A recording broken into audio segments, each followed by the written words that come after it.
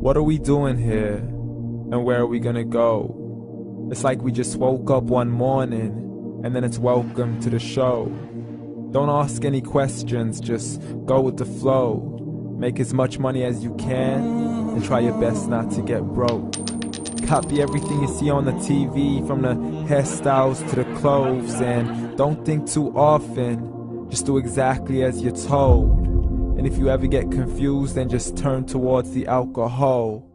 You'll still hear your thoughts, then just turn up the radio as you learn to live a lifestyle of drugs, sex, and rock and roll.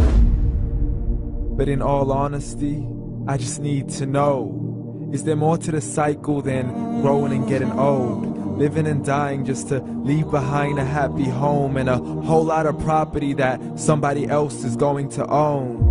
I just really need to know before the casket's closed, 'cause I'm not willing to gamble with my soul, nor am I ready to take any chances. These are just simple life questions, and I'm just searching for some answers.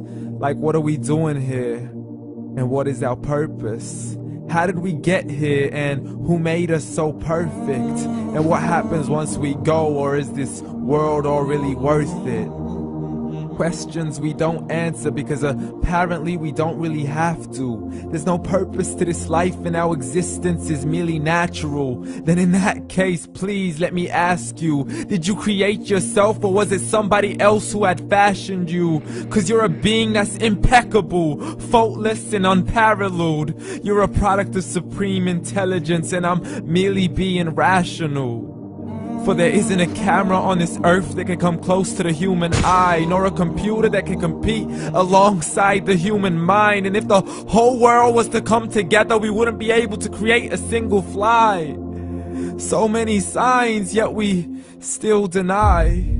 As science tries to justify that all this could come from none, when it's a simple sum. 0 plus 0 plus 0 cannot possibly ever give you 1. So from where did all this order come? For everything has its origins, a maker, a creator of its own. I mean, the only reason you're watching this video is because somebody had to press upload. So we can believe in the Big Bang, but I'd rather believe in He who caused it to explode. Allah, the creator of everything along with every single soul. The ever-living, the master, the only one who is in control. Unlike his creation, beyond our imagination. And no, he's not a man, nor does he have any partners in association. He's on his own. And no, he did not ever leave us alone. Just like every manufacturer, he left us with an instruction manual. The Quran and Islam, and I'm sorry to jump to conclusions, but it's the only one possible. The only definition of God is the one and only supreme being. It's logical, a book with 0 contradictions, with miracles that are both scientific and historical, all revealed over 1400 years ago.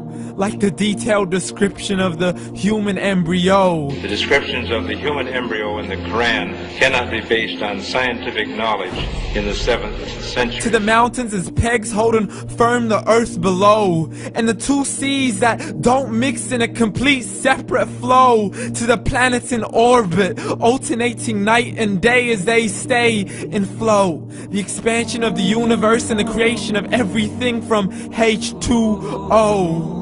To the stories of the past and the preservation of Pharaoh. To identifying the lowest point in the land where Persia defeated Rome. The gushing fluid that created man in the glands between the ribs and the backbone. And not a word has changed, it's still the same. So please explain how all this was known over 1400 years ago.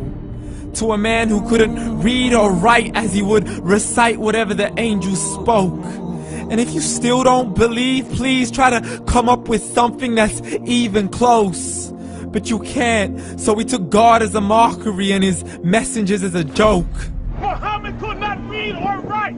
How's somebody who can't read or write gonna start a religion? Dismissed his scriptures as legends and tales of the ancient folk, as we live life according to our whims, desires, and hopes. saying this life is the only home we will ever know. We will live then die, then simply turn to bones. YOLO! Correction, after the grass dies, the rain arrives and it regrows, and Allah promises to do the same thing to your very soul and bring you back from your very fingertips to your toes, as the all-seeing supreme being watches us so close, and we are surely being tested in our wealth, our health, and our self, and everything that we've been blessed with. So believe, for we will surely be resurrected and be brought back to our Lord and account for every single deed, as He hands us our books and